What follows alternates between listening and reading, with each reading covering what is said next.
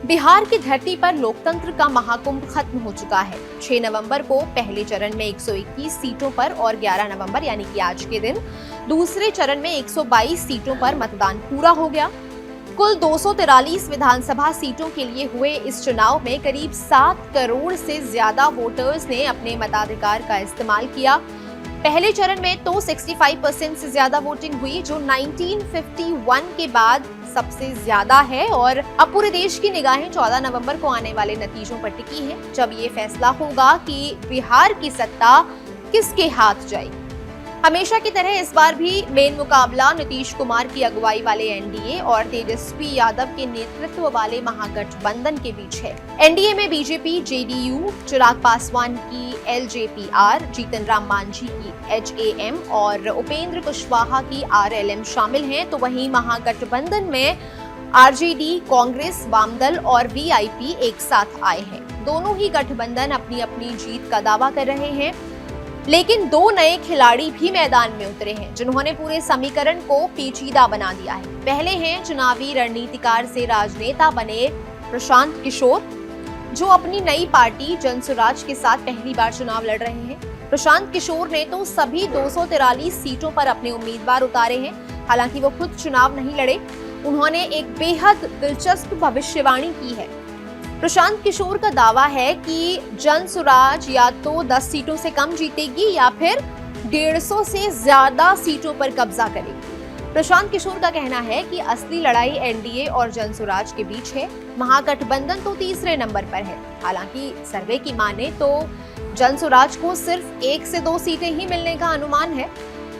दूसरे हैं असदुद्दीन ओवैसी, जो खास तौर पर सीमांचल इलाके में मुस्लिम बहुल सीटों पर अपनी ताकत आजमा रहे हैं। महागठबंधन से सीट शेयरिंग की बातचीत नाकाम होने के बाद एआईएमआईएम ने करीब 100 सीटों पर अपने उम्मीदवार खड़े किए हैं। बिहार के एआईएमआईएम प्रमुख अख्तरुल इमान ने दावा किया कि एनडीए और महागठबंधन दोनों को उनकी मौजूदगी का एहसास होगा। ओवैसी ने आरजेडी के मुस्लिम वोट बैंक में सेंध लगाने की पूरी कोशिश की है। सुनिए उन्होंने सीमांचल के मुसलमानों से क्या अपील की थी। याद रखो, मस्जिद के खिलाफ अगर कोई कानून बनाता है तो आप पर अब जिम्मेदारी है कि आप अपनी तमाम असबियतों को छोड़कर अपनी मस्जिद और दरगाह और खानखा को बचाने के लिए खड़े हो जाइए। और बचाने का तरीका ये है अमूर की जनता, कि ये पैगाम आपको देना है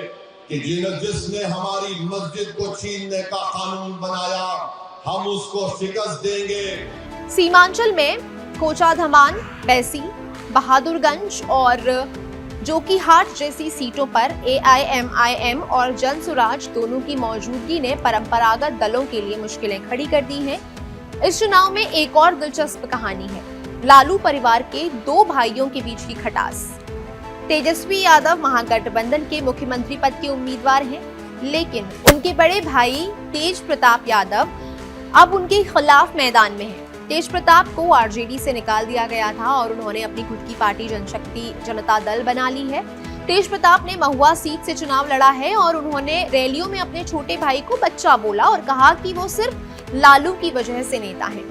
हालांकि राजनीतिक विश्लेषकों का मानना है कि तेज प्रताप से तेजस्वी को कोई बड़ा नुकसान होने की संभावना कम है। तेज प्रताप सिर्फ 1 सीट महुआ से लड़ रहे हैं और उनकी पार्टी का संगठनात्मक ढांचा तो बिल्कुल नहीं है। ये परिवार का आंतरिक मामला ज्यादा है। इस चुनाव में दोनों गठबंधनों ने अपनी पूरी ताकत लगा दी है। छोटे से छोटे और बड़े से बड़े नेताओं ने बिहार में डेरा डाला। बीजेपी की तरफ से अमित शाह ने सबसे ज्यादा 24 रैलियां की। पीएम नरेंद्र मोदी ने 14, रक्षा मंत्री राजनाथ सिंह ने 13 और बीजेपी अध्यक्ष जेपी नड्डा ने 11 रैलियां की। इनके अलावा बीजेपी शासित राज्यों के मुख्यमंत्रियों ने भी एनडीए उम्मीदवारों के लिए वोट मांगे, जिनमें शामिल थे यूपी के सीएम योगी आदित्यनाथ, असम के सीएम हिमंता बिस्वा शर्मा और महाराष्ट्र के मुख्यमंत्री देवेंद्र फडणवीस। बिहार चुनाव के दौरान सबसे ज्यादा लोगों के बीच पहुंचने वाले नेता हैं तेजस्वी यादव, जिन्होंने सबसे ज्यादा 189 जनसभाएं की।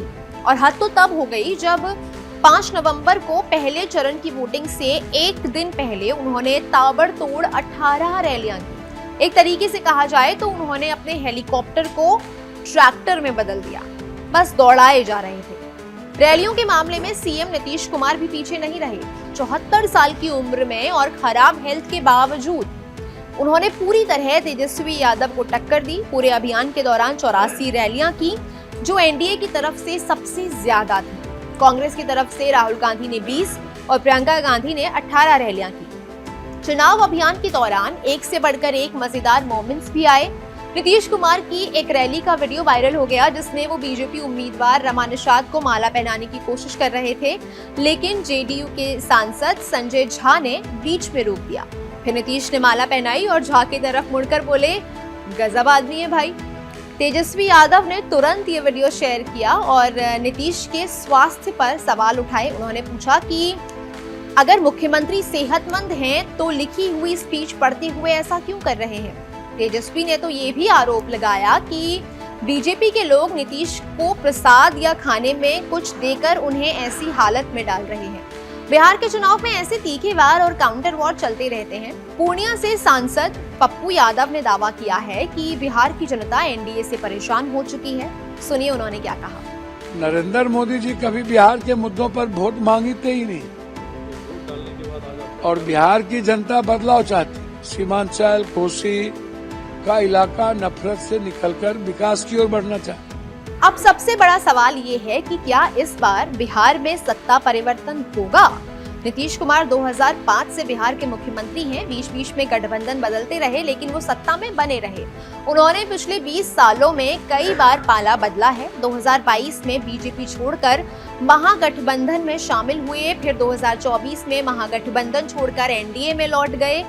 अब सवाल ये है कि क्या मतदाता इस 20 साल के थकान को तोड़ेंगे और नया बदलाव लाएंगे। दिलचस्प बात यह है कि नीतीश कुमार इस बार भी चुनाव नहीं लड़ रहे हैं खुद। उन्होंने अपने पूरे राजनीतिक करियर में सिर्फ 3 बार विधानसभा चुनाव लड़ा है, 1977, 1985 और 1995 में। उन्होंने हमेशा विधान परिषद के जरिए सदन की सदस्यता ली है और इसी तरह मुख्यमंत्री बनते रहे हैं। उनकी एक खासियत है कि वो विधायक नहीं होते हुए भी लगातार सीएम बने रहे। पिछले कुछ वक्त से ये चर्चा जोर पकड़ रही है कि अगर एनडीए बड़ी जीत हासिल करती है तो बीजेपी नीतीश कुमार के बजाय किसी और को सीएम बना सकती है। कुछ विश्लेषकों का भी मानना है कि मोदी मैजिक इस बार नीतीश को 20 साल की विरोधी लहर से बचा सकता है, लेकिन सत्ता के समीकरण बदल सकते हैं। अब पूरा बिहार 14 नवंबर का इंतजार कर रहा है। क्या बिहार एक नए युग में प्रवेश करेगा या फिर एक बार नीतीश कुमार के अनुभव को चुनेगा, ये 14 नवंबर को ही तय हो जाएगा। इस चुनाव का नतीजा सिर्फ बिहार के लिए नहीं बल्कि देश की राजनीति के लिए भी अहम होने वाला है। आज के शो में इतना ही। आप देख रहे थे कड़क।